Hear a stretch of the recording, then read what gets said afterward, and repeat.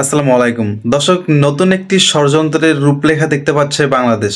তবে ইউরোপীয় ইউনিয়ন ও এর সদস্য রাষ্ট্রের প্রতিনিধিদের সঙ্গে সৌজন্য সাক্ষাৎ করেছেন জাতীয় পার্টির চেয়ারম্যান গোলাম মোহাম্মদ জি.এম. কাদের। মঙ্গলবার 19শে নভেম্বর বিকেলে ইউরোপীয় ইউনিয়নের বাংলাদেশে নিযুক্ত রাষ্ট্রদূত মাইকেল মিলারের বাসভবনে এই বৈঠক অনুষ্ঠিত হয়েছে বলে জানা গেছে।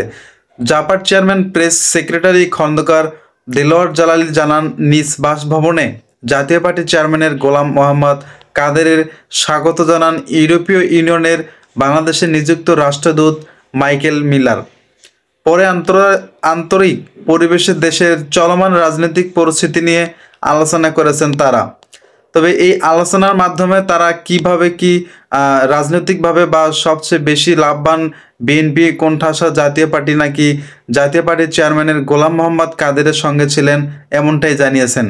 তবে পার্টির senior co chairman barrister Anisul Islam Mahmud, মহাসচিব মোহাম্মদ মুজিবুল হক চুন্নু এবং প্রেসিডিয়াম সদস্য ও চেয়ারম্যান বিশেষ দূত মাসুম মাওলানা ছিলেন সেখানে।